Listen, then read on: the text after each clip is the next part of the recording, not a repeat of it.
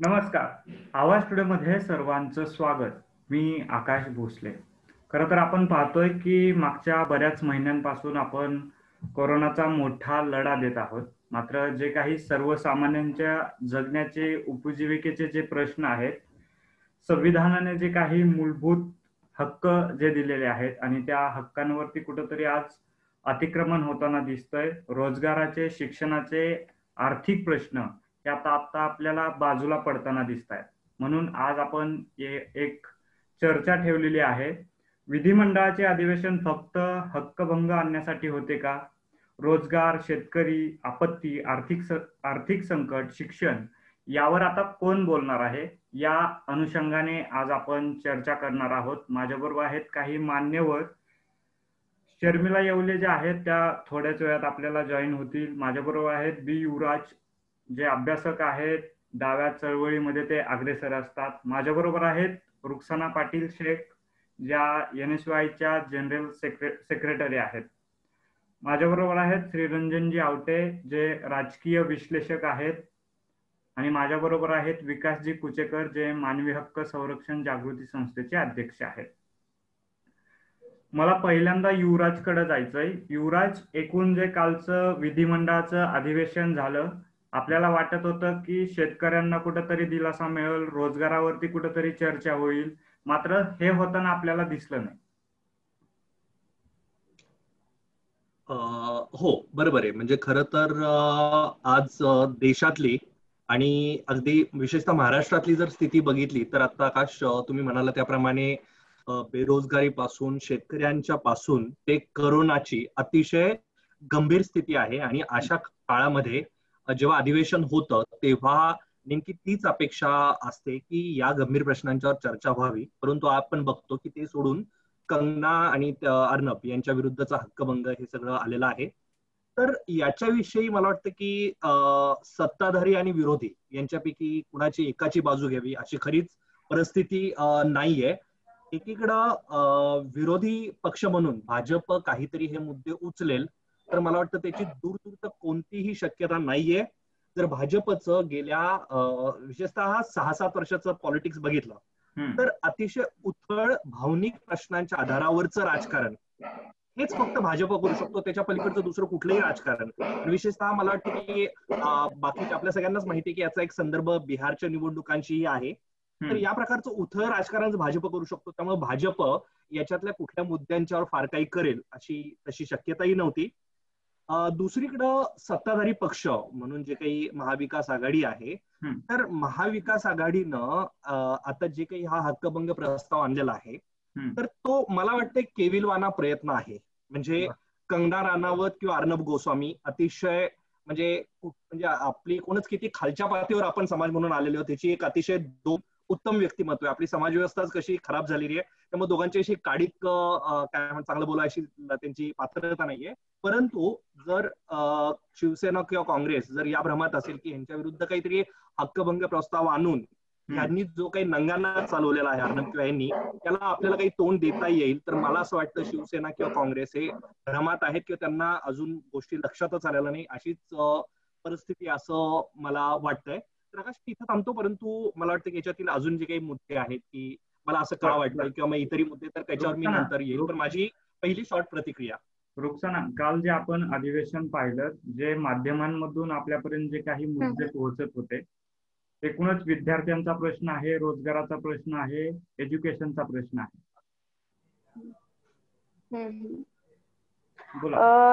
सगळ्यात पहिल्यांदा असं आवाज येतोय ना माझा? हो येतोय, बोला. महाविकास आघाडीचं जे काही शासन आहे, जे सरकार आहे, जे गेल्या काही दिवसापासून खूप देशाची असेल, राज्याची असेल, अतिशय गंभीर परिस्थिती असताना खूप अडचणीच्या काळामध्ये खूप चांगल्या पद्धतीनं काम करतंय असं मला वाटतंय. आणि परीक्षेच्या विरोधात तर शासन नेहमीच होतं. जसं की नेट असेल, JRE असेल, परीक्षा होऊ नये म्हणून काँग्रेसच्या असतील किंवा त्याच्याशी संलग्न अशा संघटना असतील, जसं NSY असेल, युवक काँग्रेस असेल किंवा बाकी महिला काँग्रेस असतील, त्यांनी खूप जोरात आवाज राज्यभर उठवला होता या संदर्भामध्ये. परंतु सुप्रीम कोर्टाचे जे काही नंतर निर्णय आले, केंद्र शासनाचा जो काही दबाव होता, ह्या सगळ्या गोष्टींचा विचार करून पुन्हा एक राज्य शासनावरती एक हे आणलं गेलं की प्रेशराईज त्यांना केलं गेलं की त्या परीक्षा झाल्याच पाहिजेत. आणि सुप्रीम कोर्टचा पण असा म्हणजे तो खूप म्हणजे योग्यच मुद्दा आहे की परीक्षा न झाल्याशिवाय विद्यार्थ्यांना पुढील वर्गात टाकणं वगैरे ह्या गोष्टी चुकीच्याच होत्या. पण आपलं म्हणणं एवढंच होतं की ही सध्याची जी अवस्था आहे ही आपण काही वेळानंतर त्या गोष्टी घ्याव्यात आणि काही वेळानंतर त्या सगळ्या गोष्टी जेव्हा परिस्थिती व्यवस्थित होईल, जेव्हा आपण चांगल्या पद्धतीनं सर्व्हाइव्ह करू शकू. कारण आज सध्या असं वातावरण आहे की बाहेर जाताना सुद्धा भीती वाटतेय लोकांना. म्हणजे विद्यार्थ्यांचं सोडा, जसं की आता एकतर लायब्ररीज चालू नाहीयेत, कुठले कॉलेजेस वगैरे चालू नाहीयेत, इंटरनेटच्या फार सुविधा असतात हे आपण तर म्हणूच नाही शकत कारण आपण ते सगळेच जाणकार लोक आहात. तर ह्या सगळ्या अडचणी होत आहे. ह्या अडचणीमध्ये ह्या गोष्टी होऊ नयेत म्हणून हा अगोदरपासूनच आपला हा असाच निर्णय होता की या काही वेळानंतर त्या गोष्टी व्हाव्यात. मी स्वतःच सांगेल की आता NTA नेटच्या परीक्षा होणार आहेत आमच्या काही दिवसांनी, म्हणजे आता आम्हाला शेड्यूल पडलेलं आहे त्याचं.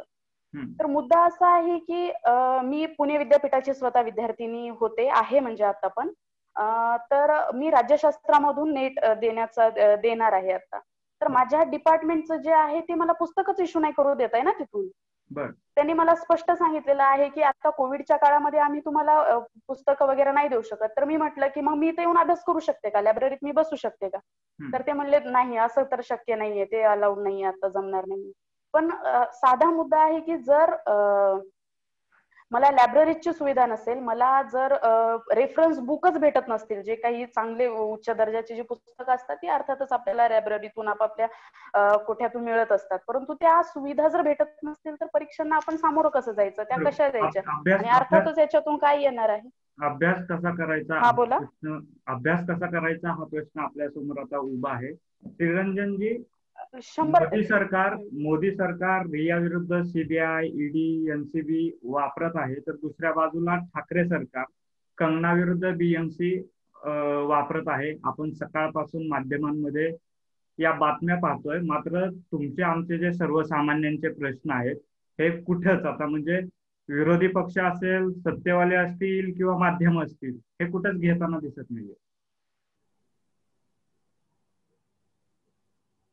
आकाशजी, अगदी पहिल्यात महत्वाचा मुद्दा म्हणजे आपल्याला माहितीये की सुशांत सिंग राजपूत हे प्रकरण ज्या प्रकारे सगळ्या मुख्य प्रवाही माध्यमांनी त्याला आवश्यकतेपेक्षा जास्त अशी प्रसिद्धी दिली, एक अख्खं कथानक नवं रचलं, त्याच्यामध्ये अनेक गोष्टी ह्या वस्तुस्थितीला धरून नव्हत्या, त्याला कुठलाही आधार नव्हता.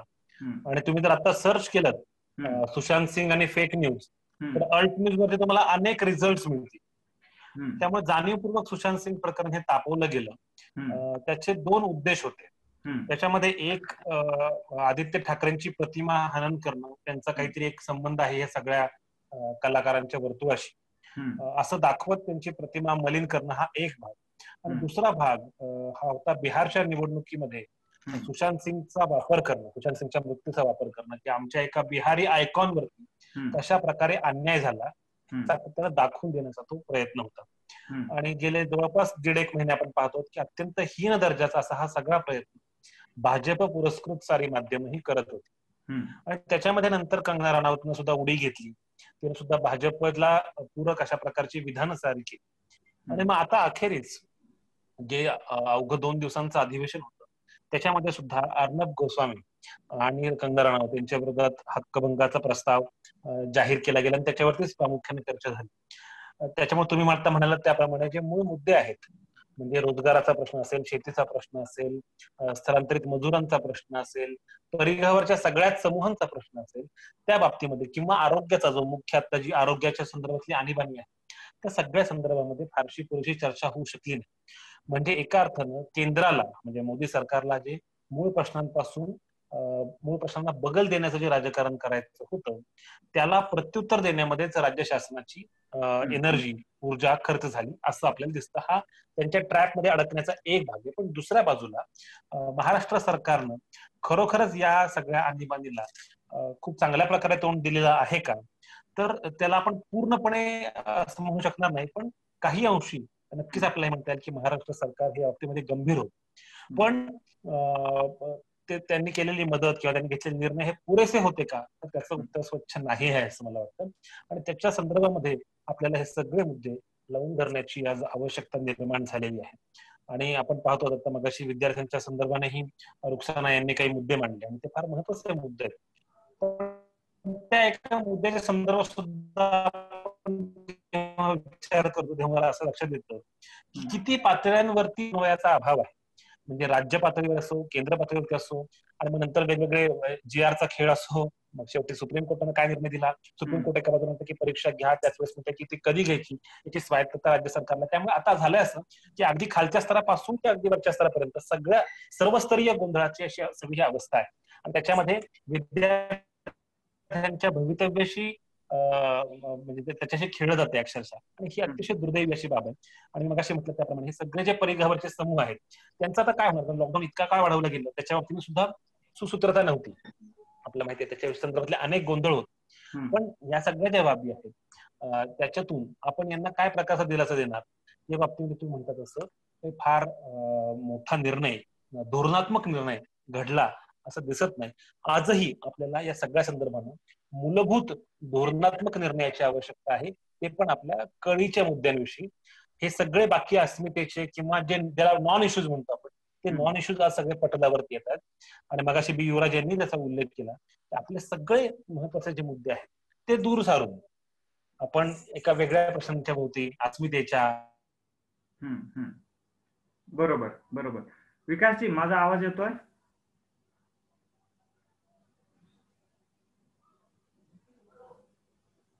विकासजी, माझा आवाज येतोय?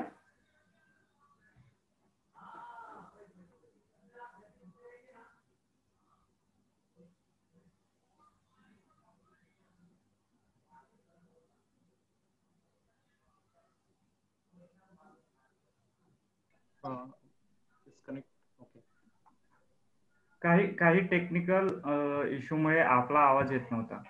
शेवटची जी मांडणी होती श्रीरंजनजी, ती ऐकायला आली नाही. शेवटची मांडणी. मी म्हणत एवढंच होतो की सगळे जे मूळ मुद्दे आहेत, जे जगण्याचे भौतिक प्रश्न आहेत, ते टाळून जे इश्यूज नाहीत ते इश्यूज तयार करण्याचं राजकारण हे माध्यमांना सोबतीला घेऊन सर्वजण करतायत, केंद्र असो वा राज्य. बर बर. विकासजी, हे जे एकूण मुद्दे प्रश्न उभे राहत आहेत, मानवी हक्कांचं उल्लंघन होतं याच्यामध्ये?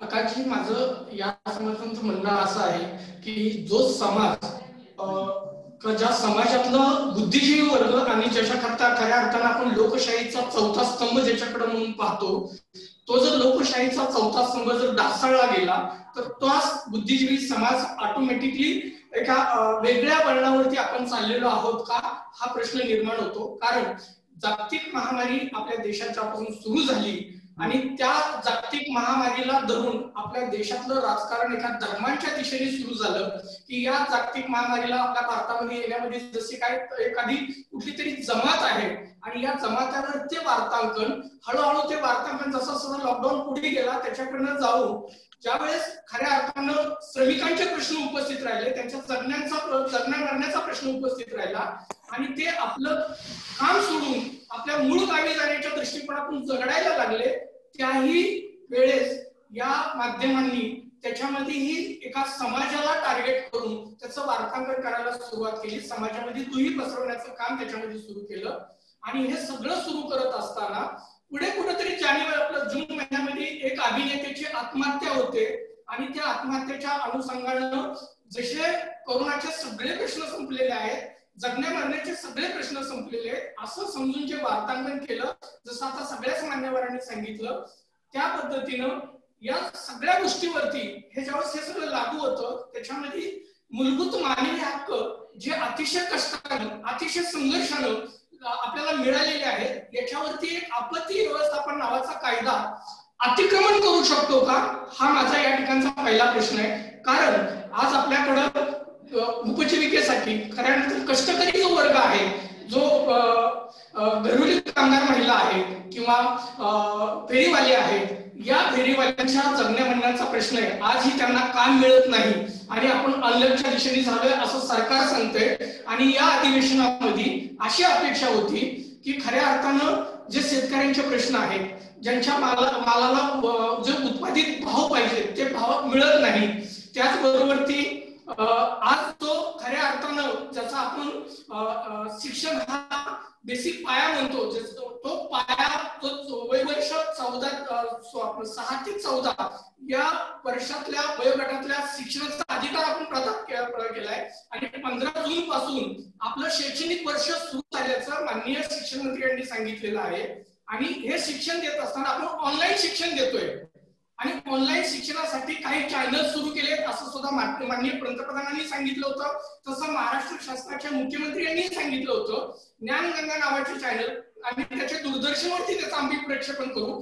कुठले चॅनल सुरू झालेत आणखी दूरदर्शनवरती मला माहित नाही किंवा कुठले सुरू झालेत याची कल्पना नाही. एक जिओ टीव्ही वरती एखादा कुठला तरी प्रोग्राम होतो, तो किती जण पाहतोय हे मला माहित नाही.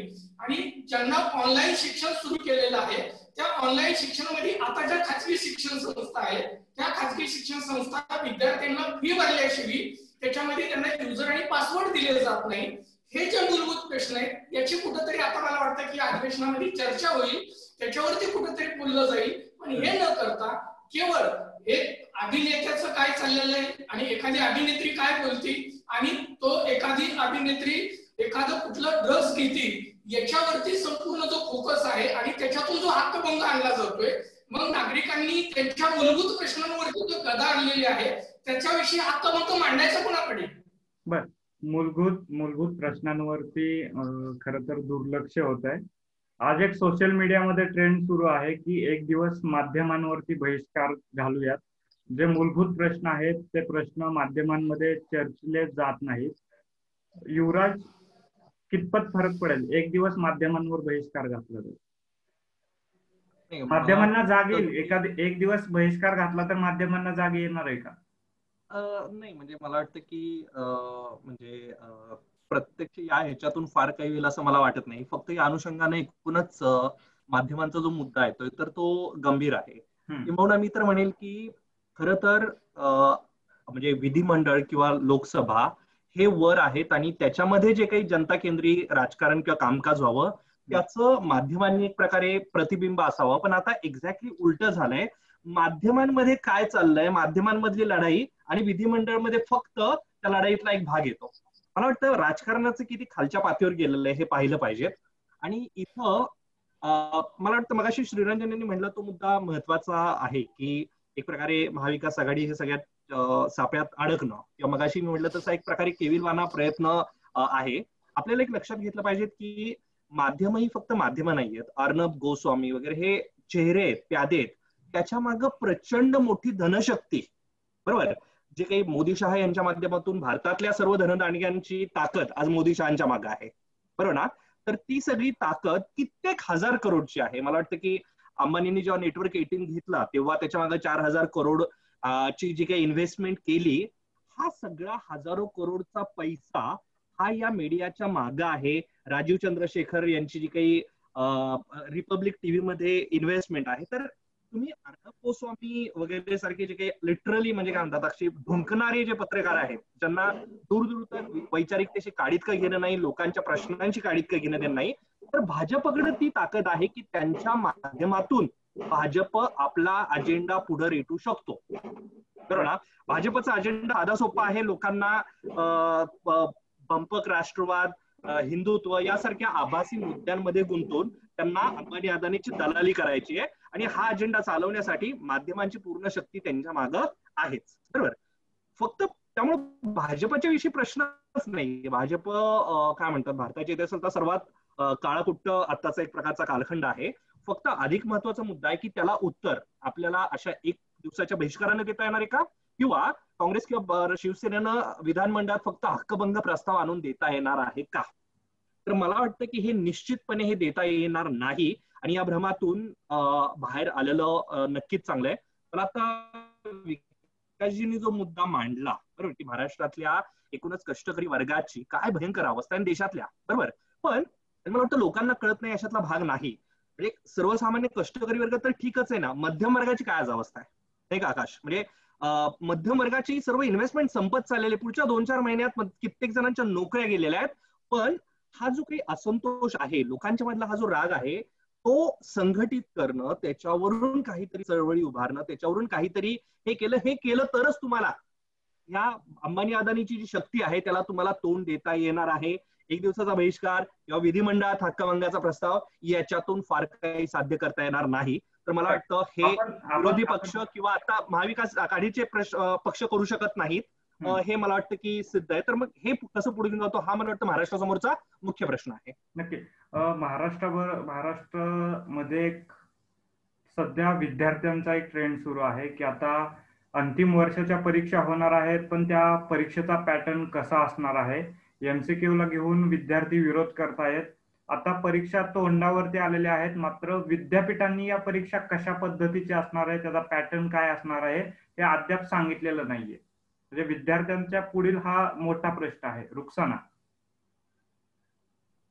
हा, तुम्ही जसं म्हटलात ना की म्हणजे पॅटर्न तो कळालेला नाही, आणखी कशा पद्धतीनं काय होणार आहे हे सांगितल्याच जात नाहीये.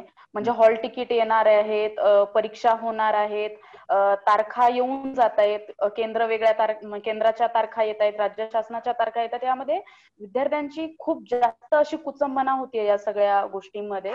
एकतर आता विद्यार्थी सगळे गावाकडे गेलेले आहेत, ठीक आहे, आणि गावाकडे गेल्यानंतर बाकीच्या त्यांच्याजवळ फारशा सुविधा नाहीयेत. अभ्यासासाठी एक जागा पाहिजे असते. असं नाही म्हणत की आता काही लोक उदाहरणं देतील की हा ह्या लोकांनी इथे इथं अभ्यास केला होता, होणारे कुठेही अभ्यास करतात काय, म्हणजे हे काही प्रातिनिधिक उदाहरणं आहेत असं म्हणता नाही येणार आपल्याला. कारण तशा सुविधा आता गावाकडे घरात असताना आपल्याला मिळत नाहीत, साहित्य मिळत नाही.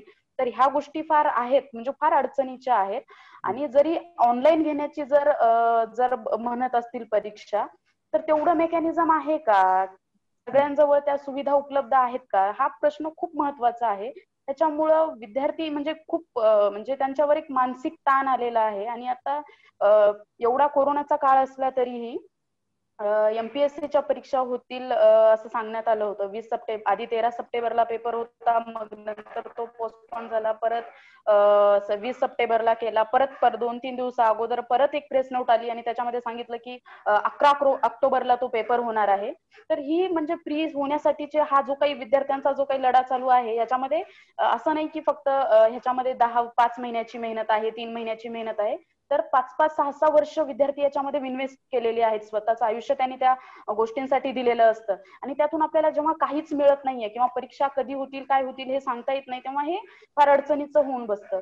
आणि आता पुण्यामध्ये सगळ्यात जास्त म्हणजे जवळपास मला वाटतं 40,000 विद्यार्थ्यांचं सेंटर हे पुणे शहरामध्ये परीक्षा घेतल्या जातात, फक्त एकटा पुणे जिल्ह्याचा विचार केला तर तेवढी लोक गावाकडून येणार, मग 40,000 लोक विद्यार्थी इथं थांबतील अशी काय व्यवस्था आहे, कुठल्या सेंटरवर घेणार आहेत. ऑनलाईन परीक्षा आजपर्यंत MPSCची झालेली नाहीये, तर ती परीक्षा कशी होईल. मग सॅनिटाईज केलं जाणार का, टेंडर काढलेत पण टेंडर घेण्यासाठी पुढे कुठलेच लोक आली नाहीत, कारण त्याच्यामध्ये खूप मोठ्या जवळपास 5 ते 6 लाख विद्यार्थी महाराष्ट्रातून ही परीक्षा देतात. तर एवढं मोठं टेंडर कुणी घेऊ पण शकलेलं नाहीये, तर ते टेंडर शासनाला परत मागं घ्यावं लागलं. तर अशा सगळ्या खूप साऱ्या अडचणी आहेत. आणि विद्यापीठाच्या बाबतीत सांगायला गेलं तरी ते पण आणखी क्लिअर असं काहीच झालेलं नाहीये. फक्त तिथून निर्णय येतोय परीक्षा घ्यायच्या आहेत, परीक्षा घ्यायच्या आहेत, झालं.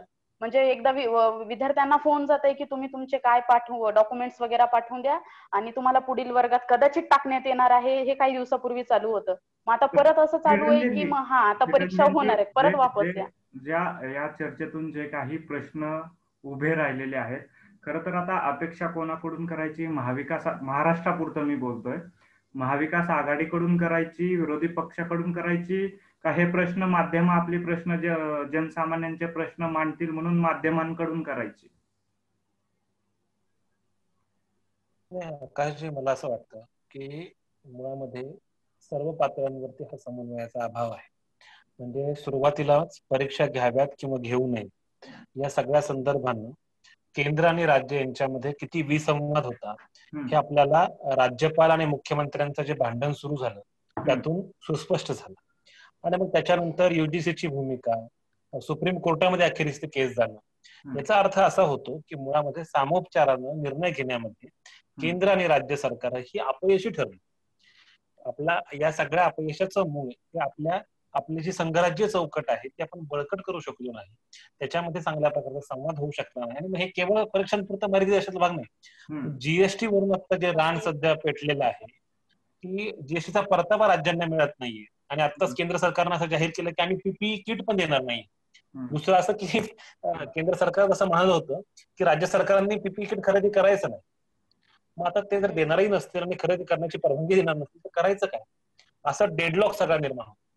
त्याच्यामुळे मला असं वाटतं की कुठल्या एका युनिटकडनं अपेक्षा करण्याच्या ऐवजी एकूणच ह्या व्यवस्थेमध्ये चांगला संवाद असणं हीच महत्वाची गरज आहे.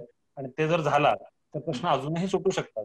फक्त त्यासाठी आपला पक्ष जरी वेगळा असला, आपले मतभेद जरी असले तरी त्याच्या पलीकडं ज्याला आपण म्हणतो की एक व्यापक हित लक्षात घेऊन की आपण एक अक्षरशः पिढीचं भवितव्य नाही, त्यामुळे किंवा वेगवेगळ्या परिघांवरचे समूह असले सगळ्यांचं जीवाशी आपण न खेळता त्यांना दिलासा देता येईल, त्यांच्या मानवी हक्क अबाधित राहतील अशा प्रकारची काही कृती ही समन्वयातून घडली तर आणि तरच काही चांगला बदल घडू शकेल असं मला वाटतं.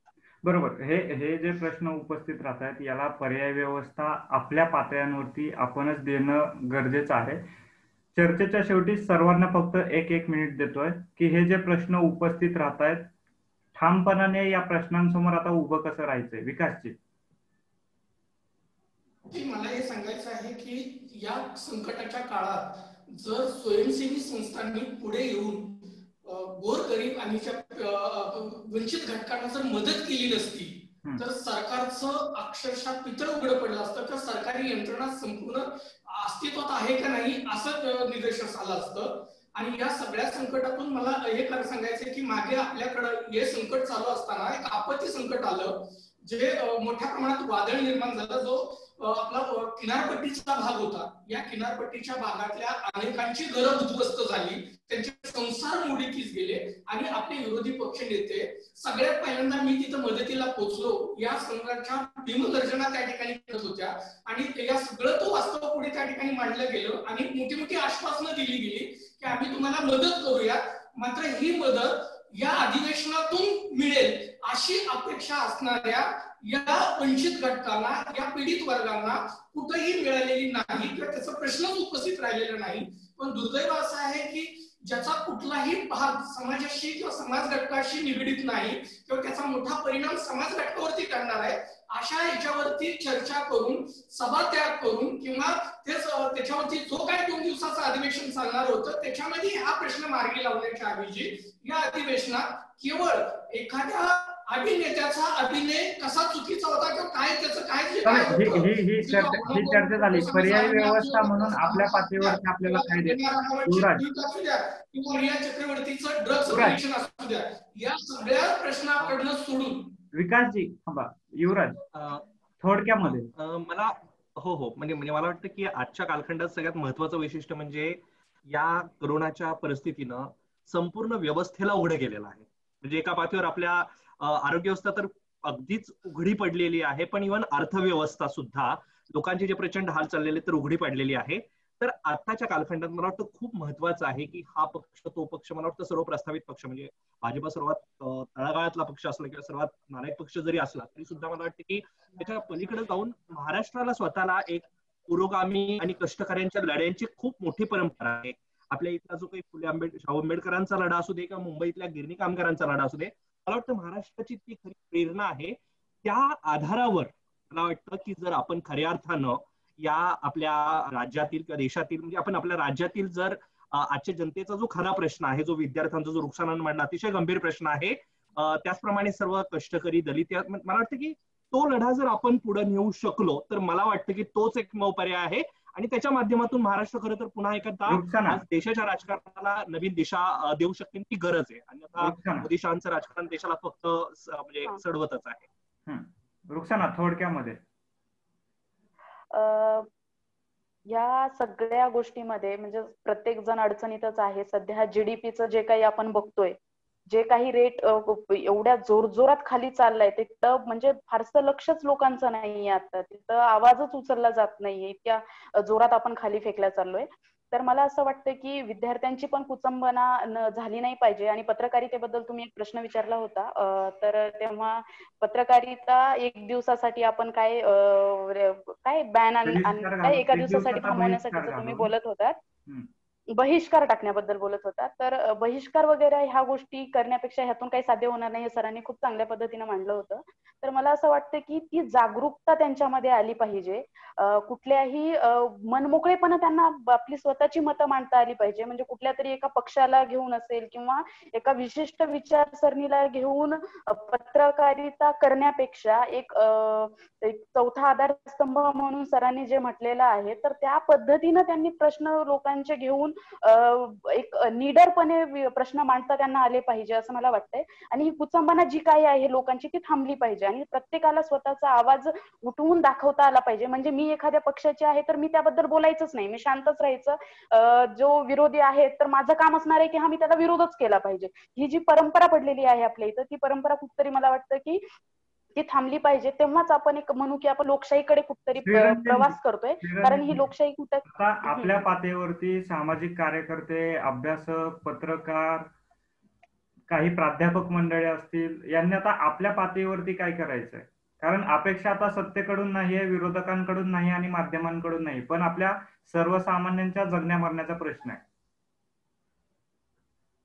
मला असं वाटतं आरोग्य, शिक्षण आणि पायाभूत सुविधा हे अतिशय कळीचे मुद्दे आहेत आणि राजकीय मतभेदांच्या पलीकडे जाऊन सर्व स्तरांवरती समन्वयातून आपण मार्ग काढू शकतो. तो काढण्यासाठी आपण शक्य त्या उपाययोजना केल्या पाहिजे. केंद्र आणि राज्याच्या मध्ये सुसंवाद राहील अशी जबाबदारी आपण घेतली पाहिजे. आणि आपली सगळी सरकार जी आहेत ती जनतेला बांधील आहेत, ती अकाउंटेबल आहेत, उत्तरदायी आहेत, याची त्यांना सतत जाणीव करून दिली पाहिजे. नक्की. खर तर या चर्चेला घेऊन बोला रुक्साना बोला.